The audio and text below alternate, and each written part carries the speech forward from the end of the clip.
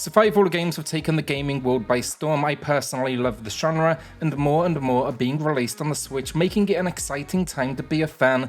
So with that, let's break down my top 15 favourite survival games for the Nintendo Switch. I'm Alex, this is SwitchCorner, let's get started. If you enjoy the video, consider subscribing for reviews, deals and lists just like this daily. Also, let me know your top 3 favourite survival games on the Nintendo Switch in the comments. I'd love to see where everyone lands, as there's just so many options on the console. Windbound just about makes the list today, and this is survival in third person. Although the game was initially released with more than a few technical issues, subsequent patches they have improved the experience significantly. Set across 3 locations teeming with dangerous creatures, players must explore, sail and survive as a warrior that has been shipwrecked. The visuals are striking and reminiscent of Breath of the Wild, while the shipbuilding feature is a highlight. Sadly, the game's repetitive locations and gameplay objectives do let it down. Windbound though is recommended for newcomers to the genre thanks to its easy mode that allows players to avoid permadeath using these different save states, and even on normal difficulty it's far from the most difficult for the genre. Sheltered is a different type of survival game. We don't control an individual, rather we manage this shelter and try to protect a family of 4 following a global apocalypse. Their well-being is our priority, and mistakes here it will cost lives thanks to the game featuring permadeath. Think management meets moral decisions. Who will you send out for resources, for example? How can we make this place feel like a home? What's the best option to survive the elements? Should we battle another survivor? These are all the decisions that you will face. When combat occurs, it's turn-based, which won't be for everyone, and I personally don't love the pixel style that they decided upon. It also starts to run out of ideas, hence it's not higher up on the list today, because it didn't hook me for as long as many do in the genre. Smoke and Sacrifice is a top-down survival game that offers a unique take on the genre. Now, unlike many survival games, Smoke and Sacrifice does away with permadeath and instead features RPG style of progression. Don't be fooled though, the game still offers a decent level of challenge as we need to navigate through various challenges and craft our way to survival. The game's standout feature is undoubtedly its dark storyline. You have the only fertile patch of land, and this is determined to be because of our devotion to the Sun Tree. Let's call this a god in this world. To maintain this good fortune though, we do sacrifice our firstborn. A revelation leads to regret, so we embark on a journey to a hidden underworld to find out what happened to them. Love the story, and I think it features enough mechanics to keep genre fans happy. The Flame in the Flood is an isometric survival game set in a post-apocalyptic world ravaged by floods. While the game can be quite challenging, it does offer an easier difficulty setting with save points. The main objective is to travel down a procedurally generated river, facing hunger and disease along the way. Now the story it revolves around finding a refuge that's rumoured to be safe, but if you're not into that, there's also an endless mode that does away with any narrative. The game's highlight, in my opinion, is the pet dog, which accompanies you on this journey, even carries resources for you, but it also just gives you another character to care for. The unique visual style then and the soundtrack just adds to the game's charm. My advice with this one though, to make your journey more manageable, be sure to upgrade your backpack and rafts. Astroneer is a unique blend of adventure and survival, where players take on the role of an astroneer tasked with exploring various planets and creating livable bases. While there's no combat, expect to manage oxygen levels and prioritize exploration to gather resources for crafting. One of the highlights of this game is the ability to shape the world around you with a selection of deform tools. Astroneer also supports then up to 4 players in online and multiplayer, which is for sure a great way to play. The absence of permadeath then makes it an accessible entry point for those new to the genre, but dying will result in the loss of items and resources on your person, so that adds to the challenge, but you still have this opportunity to get out there and recover them.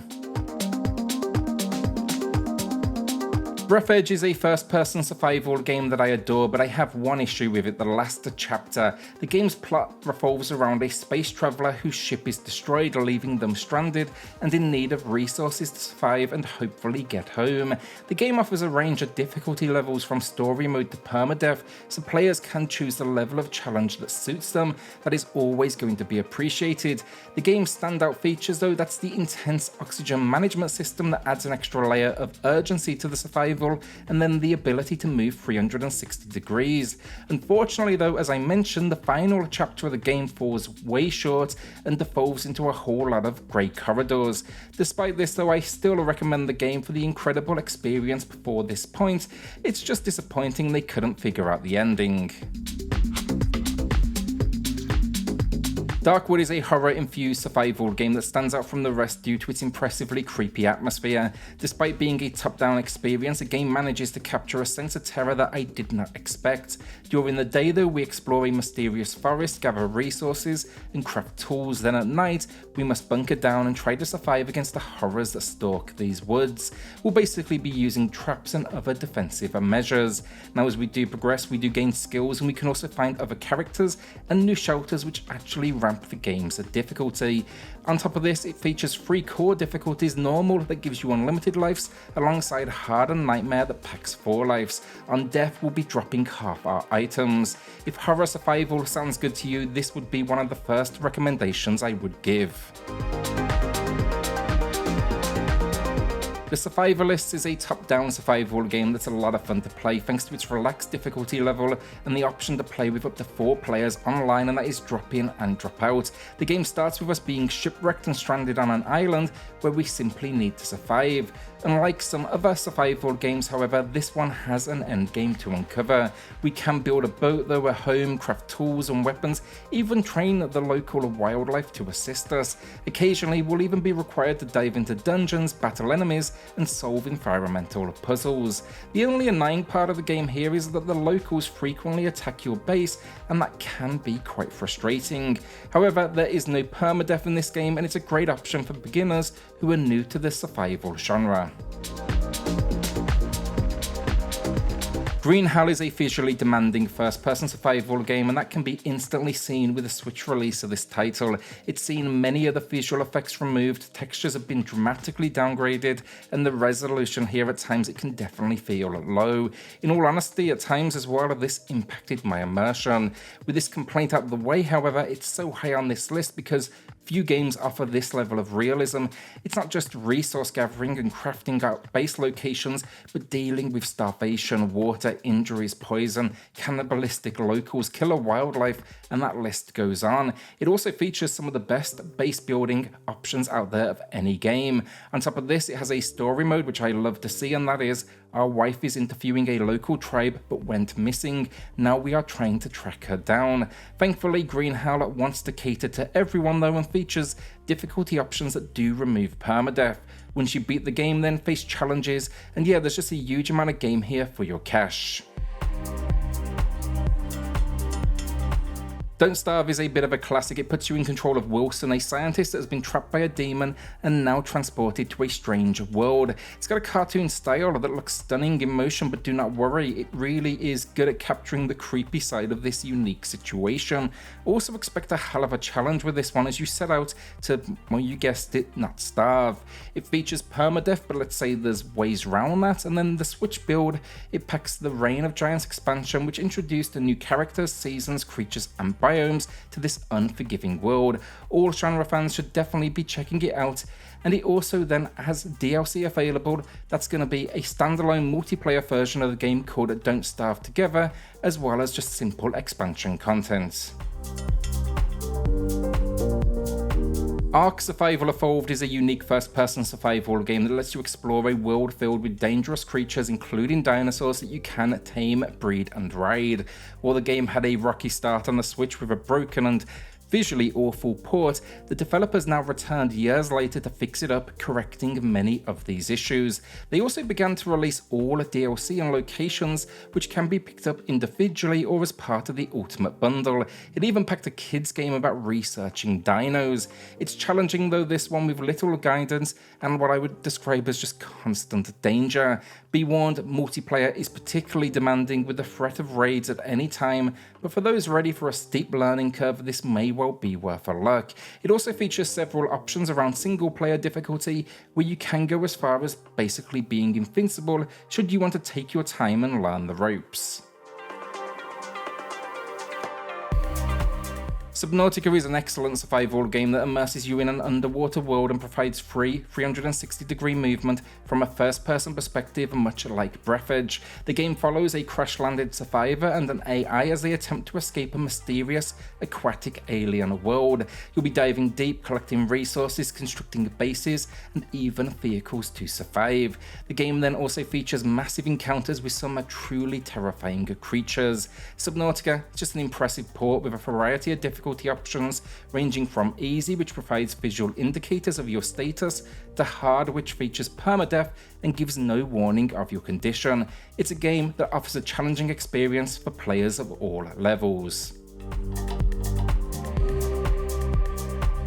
The Long Dark is a top favourite of mine, especially amongst the first-person survival games. You'll find yourself here stranded in the frozen Canadian wilderness with a traditional survival mode as well as a story mode. In the latter, you play as a pilot trying to help an ex reach a destination before disaster strikes and now you are separated.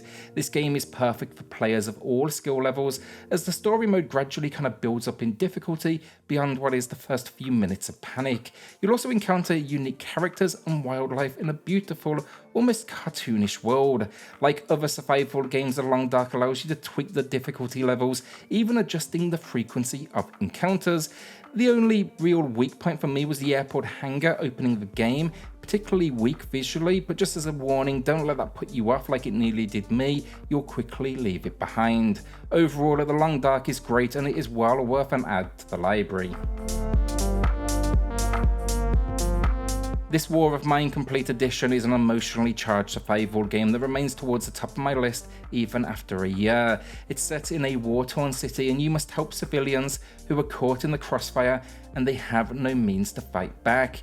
Now, as resources dwindle, you must gather supplies and grow a micro-society while making tough decisions about who gets to survive. With permadeath, every decision here carries weight, and the game's black and white visual style only adds to the game's impact. This War of Mine has become part of Poland's education system, which further reinforces its impactful message. The complete edition then includes 2 DLCs that add extra content, making it an even more compelling and unforgettable experience. A couple of honourable mentions here then, as I'm sure questions will be asked about why they are not featured or mentioned, and it's simple, I've really spent very little time with them. Minecraft, first of all, famously features survival mechanics, and I'm sure it could be a good option for fans out there. It even includes permadeath from what I understand. Terraria then features survival mechanics, but I just have very little time with it to be able to discuss it. Another mention, you want narrative survival? Maybe look to Road 96. This is more decision-based survival as you help different kids get across the border and away from an oppressive government, so it definitely feels suitable to mention. No Man's Sky is an incredible sci-fi survival adventure that quickly became my top pick for the genre. The game is continually evolving each year with numerous free updates. The story then centers around reaching the center of the universe to uncover the true nature of it. However, many players simply enjoy the game for exploration, as this universe, it is infinite and procedurally generated. What sets this game apart is just the freedom it offers players to approach it however they choose. Will you survive on your own? Will you be a trader, an explorer, maybe even a fighter? This decision then will affect your resource gathering strategy as well as your ship design. The game features permadeath mode as well for those up to the challenge, which I am yet to try myself, and the port is visually impressive and runs smoothly on the Switch, which is always a concern for me. Overall though, few games can match the feeling of landing on a new planet for the first time and no one's ever seen it before. And that's my top 15 survival games on the Nintendo Switch. I'd love to hear your favorites in the comments below. Let me know, let's say your top 3. With that, hit subscribe, join us here for reviews, deals, and lists daily. And I'll see you all on the next video. Thanks everyone.